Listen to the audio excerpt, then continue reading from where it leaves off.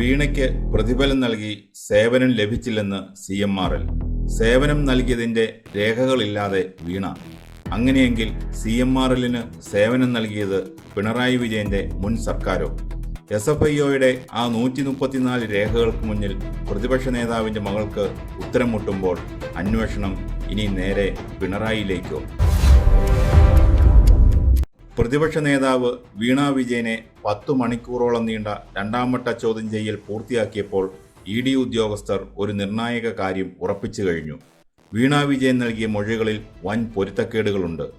താൻ നൽകിയ IT സേവനങ്ങൾക്ക് പകരമായാണ് CMRLൽ നിന്ന് പണം വാങ്ങിയതെന്ന് വീണ ആവർത്തിച്ചു പറയുന്നു. പക്ഷേ എന്ത് സേവനമാണ് നൽകിയത്? അതിനുള്ള രേഖകൾ എവിടെ? ഈ ചോദ്യങ്ങൾക്ക് മുന്നിൽ പ്രതിപക്ഷ നേതാവിൻ്റെ മകൾക്ക് കൃത്യമായ മറുപടിയില്ലായിരുന്നുവെന്നാണ് പുറത്തുവരുന്ന വിവരങ്ങൾ. ഇതോടെ അന്വേഷണം വീണ വിജയനിൽ നിന്നും മുൻ മുഖ്യമന്ത്രിയും ഇപ്പോഴത്തെ പ്രതിപക്ഷ നേതാവുമായ പിണറായി വിജയനിലേക്ക് നീങ്ങിയേക്കാമെന്നാണ് സൂചന.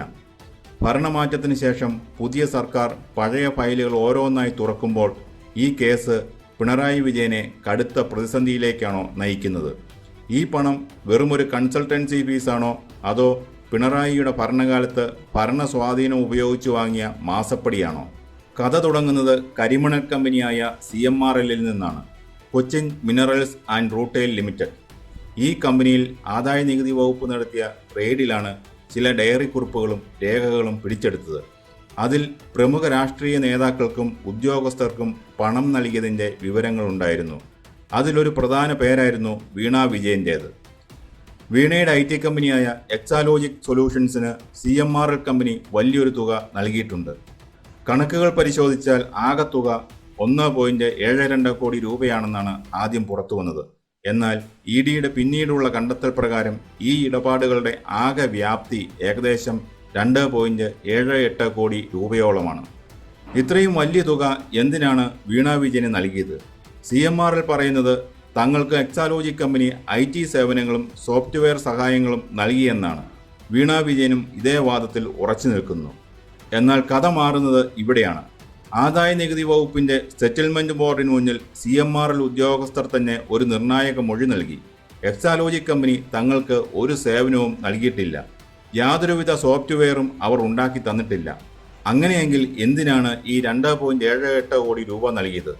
ഒരു സേവനവും നൽകാതെ ഒരു സ്വകാര്യ കമ്പനി അന്ന് മുഖ്യമന്ത്രിയായിരുന്ന വ്യക്തിയുടെ മകളുടെ കമ്പനിക്ക് കോടികൾ വെറുതെ കൊടുക്കുമോ? ഇല്ല എന്നാണ് ED വിശ്വസിക്കുന്നത്. കഴിഞ്ഞ ദിവസമാണ് EDക്ക് SFIOയുടെ കുറ്റപത്രത്തിന്റെ ഭാഗമായുള്ള 134 രേഖകൾ കോടതി മുഖേന ലഭിച്ചത്. ഇന്നലെ നടന്ന ചോദ്യം ചെയ്യലിൽ ഈ 134 രേഖകളും വീണ വിജയന്റെ മുന്നിൽ ED ഉദ്യോഗസ്ഥർ നിരത്തിവെച്ചു. ഓരോ രേഖയും കാണിച്ച് ചോദിച്ചപ്പോൾ വീണയ്ക്ക് കൃത്യമായ മറുപടിയില്ലായിരുന്നു. പല ചോദ്യങ്ങളിൽ നിന്നും അവർ ഒഴിഞ്ഞുമാറി. മൊഴികളിൽ പരസ്പര വിരുദ്ധമായ കാര്യങ്ങളാണ് അവർ പറഞ്ഞത്. ഇതാണ് EDയെ കൂടുതൽ സംശയത്തിലേക്ക് നയിക്കുന്നത്. താൻ ചെയ്ത ജോലിയുടെ കൃത്യമായ തെളിവുകളോ ഇൻവോയ്സുകളോ ഇമെയിൽ ഇടപാടുകളോ ഹാജരാക്കാൻ വീണയ്ക്ക് കഴിഞ്ഞിട്ടില്ല. പണം വാങ്ങി എന്നത് സത്യമാണ്, എന്നാൽ ജോലി ചെയ്തിട്ടില്ല എന്നതും വ്യക്തമാണ്. അങ്ങനെയെങ്കിൽ ഈ പണം എവിടെ പോയി? എങ്ങോട്ടാണ് ഈ 2.78 കോടി രൂപ ഒഴുകിയത്? വീണയുടെ സ്വത്ത് വിവരങ്ങളിലേക്കും ബാങ്ക് അക്കൗണ്ടുകളിലേക്കും ED അന്വേഷണം വ്യാപിപ്പിച്ചു കഴിഞ്ഞു. ഈ പണം മറ്റു ബിസിനസ്സുകളിൽ നിക്ഷേപിച്ചിട്ടുണ്ടോ അതോ വിദേശത്തേക്ക് കടത്തിയിട്ടുണ്ടോ എന്നൊക്കെയാണ് ED ഇപ്പോൾ പരിശോധിക്കുന്നത്. അടുത്തയാഴ്ച വീണയെ വീണ്ടും ചോദ്യം ചെയ്യാൻ വിളിച്ചിരിക്കുകയാണ്. അടുത്ത ഘട്ടം ചോദ്യം ചെയ്യൽ കൂടുതൽ കടുപ്പമായിരിക്കും. എന്തുകൊണ്ട് ഈ കേസ് ഇത്രമാത്രം ഗൗരവമുള്ളതാകുന്നു? പ്രത്യേകിച്ച് ഭരണം മാറിയ ഈ സാഹചര്യത്തിൽ. കാരണം ഇവിടെ പണം വാങ്ങിയ വ്യക്തി സാധാരണക്കാരിയല്ല, സംസ്ഥാനം ഭരിച്ചിരുന്ന മുഖ്യമന്ത്രിയുടെ മകളാണ്. പണം നൽകിയ കമ്പനിയാകട്ടെ സർക്കാരിൽ നിന്ന് ഒരുപാട് അനുമതികളും ആനുകൂല്യങ്ങളും ആവശ്യപ്പെട്ടിരുന്ന ഒരു വലിയ വ്യവസായ ഗ്രൂപ്പാണ്. ഇവിടെയാണ് ഒരു പഴയ തിയറി സംശയിക്കുന്നത്. നമുക്ക് നാട്ടിൻപുറങ്ങളിലെ ചില കാഴ്ചകൾ ഓർത്തു നോക്കാം. ചില സർക്കാർ ഓഫീസുകളിൽ നേരിട്ട് കൈക്കൂലി വാങ്ങാൻ ഉദ്യോഗസ്ഥർക്ക് പേടിയായിരിക്കും. അപ്പോൾ അവർ എന്തു ചെയ്യും? പണം നേരെ തരേണ്ട, ഓഫീസിനടുത്തുള്ള ആ പെട്ടിക്കടയിൽ ഏൽപ്പിച്ചേക്കൂ എന്ന് പറയും. പണം പെട്ടിക്കടക്കാരൻ്റെ കയ്യിലെത്തും, പണി ഓഫീസിനകത്തും നടക്കും. ഇതേ ഫോർമുലയാണോ ഈ മാസപ്പടി കേസിലും സംഭവിച്ചത് എന്നാണ് സംശയിക്കേണ്ടത്. CMRL കമ്പനിക്ക് സർക്കാരിൽ നിന്ന് പല വഴിവിട്ട സഹായങ്ങളും ആവശ്യമുണ്ടായിരുന്നു. അതിനുള്ള പ്രതിഫലം അവർക്ക് അധികാര കേന്ദ്രങ്ങളിൽ നേരിട്ട് നൽകാൻ കഴിയില്ല. അതുകൊണ്ട് അവർ ആ പണം മുഖ്യമന്ത്രിയുടെ മകളുടെ കമ്പനിയായ എക്സാലോജിക്കിൽ എത്തിച്ചു. അതായത് എക്സാലോജിക്ക് ഒരു സേവനവും നൽകിയിട്ടില്ല. അപ്പോൾ സേവനം നൽകിയത് മറ്റാരാണ്? മുൻ സർക്കാരാണോ? സർക്കാരിൻ്റെ ഭരണപരമായ തീരുമാനങ്ങൾ വഴി CMRL കമ്പനിക്ക് കോടിക്കണക്കിന് രൂപയുടെ ലാഭമുണ്ടാക്കി കൊടുത്തോ? അതിൻ്റെ പ്രത്യുപകാരമായി അല്ലെങ്കിൽ അതിൻ്റെ കമ്മീഷനായി മകളുടെ കമ്പനിക്ക് മാസപ്പടി രൂപത്തിൽ പണം ലഭിച്ചോ? ഈ വഴിയാണ് ഇനി EDയുടെ അന്വേഷണം പോവുക. ഇത് തെളിയിക്കപ്പെട്ടാൽ കേസിൻ്റെ സ്വഭാവം മാറും. ഇത് വെറുമൊരു നികുതി വെട്ടിപ്പോ കരാർ ലംഘനമോ അല്ല. ഇത് ആസൂത്രിതമായ ഭരണ സ്വാധീനം ഉപയോഗിച്ച് നടത്തിയ അഴിമതിയാണെന്നതിലേക്ക് കാര്യങ്ങൾ നീങ്ങും. ഇപ്പോൾ കേരളത്തിൽ ഭരണം മാറിയിരിക്കുകയാണ്. പുതിയ സർക്കാർ അധികാരത്തിൽ വന്നതോടെ പഴയ പല ഫയലുകളും വീണ്ടും പരിശോധിക്കപ്പെടുകയാണ്. പിണറായി സർക്കാരിൻ്റെ കാലത്ത് CMRLന് സർക്കാർ തലത്തിൽ നിന്ന് എന്തൊക്കെ സഹായങ്ങൾ കിട്ടിയിട്ടുണ്ട്? കരിമണൽ ഖനനവുമായി ബന്ധപ്പെട്ട അനുമതികൾ, പരിസ്ഥിതി മലിനീകരണ നിയന്ത്രണ ബോർഡിൻ്റെ ക്ലിയറൻസുകൾ, ഭൂമി സംബന്ധമായ ഇളവുകൾ, ഇങ്ങനെ പലതും പൊടിതട്ടിയെടുത്തേക്കാം. വ്യവസായ വകുപ്പും റവന്യൂ വകുപ്പും അന്നെടുത്ത തീരുമാനങ്ങളും പരിശോധിച്ചേക്കാം. CMRLന് അനുകൂലമായ എന്തെങ്കിലും തീരുമാനങ്ങൾ മുൻ സർക്കാരിൻ്റെ കാലത്തുണ്ടായിട്ടുണ്ടെങ്കിൽ വീണയ്ക്ക് പണം ലഭിക്കുന്നതും ഇതേ കാലയളവിലാണോ എന്ന് പരിശോധിക്കും. അങ്ങനെ സംഭവിച്ചിട്ടുണ്ടെങ്കിൽ അത് ക്രിമിനൽ അഴിമതിയുടെ പരിധിയിൽ വരും. EDയുടെ അന്വേഷണം ഈ തെളിവുകളിലൂടെ നീങ്ങിയാൽ ഇനി എന്തു സംഭവിക്കും? പ്രതിപക്ഷ നേതാവ് പിണറായി വിജയൻ ഈ കേസിൽ കുടുങ്ങുമോ? സാധ്യതകൾ വളരെ കൂടുതലാണെന്നാണ് നിയമവിദഗ്ധർ നൽകുന്ന സൂചന. കാരണം പണം കൈപ്പറ്റിയത് വീണ വിജയനാണ്.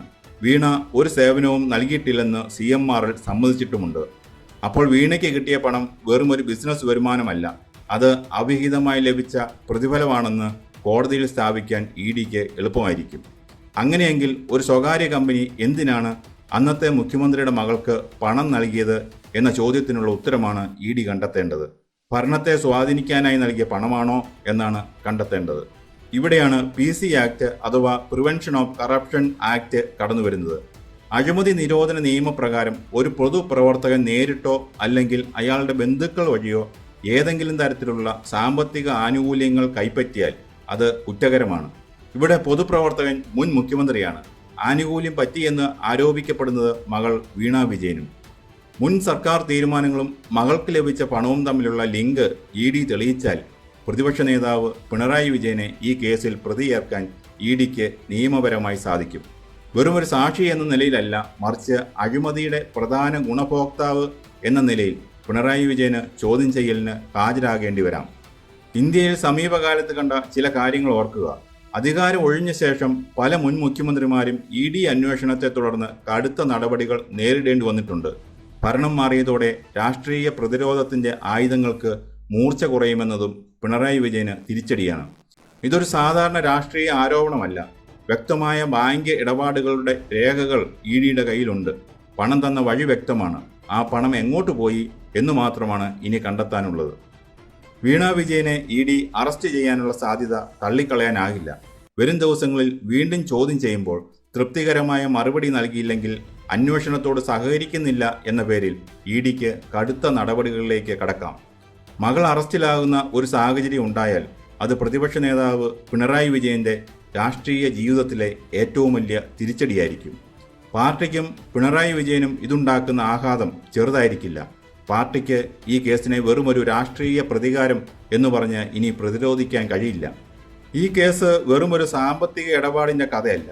ഇത് അധികാരവും പണവും കുടുംബബന്ധങ്ങളും തമ്മിൽ എങ്ങനെ ഒത്തുചേർന്നു എന്നതിൻ്റെ വലിയൊരു ചിത്രമാണ്. എക്സാലോജിക് നൽകിയ സേവനം എന്താണെന്ന് വ്യക്തമാക്കാൻ വീണ വിജയന് കഴിഞ്ഞിട്ടില്ല. CMRL നൽകിയ കോടികൾ എവിടെ പോയി എന്ന് വ്യക്തമാക്കാനും കഴിഞ്ഞിട്ടില്ല. അങ്ങനെയെങ്കിൽ ആ പണത്തിന് പകരമായി സേവനം നൽകിയത് പിണറായി വിജയൻ്റെ മുൻ സർക്കാരാണോ എന്ന EDയുടെ ചോദ്യത്തിന് ഉത്തരം കിട്ടണം. ആ മറുപടി പറയേണ്ടത് അന്നത്തെ മുഖ്യമന്ത്രി പിണറായി വിജയനായിരിക്കും.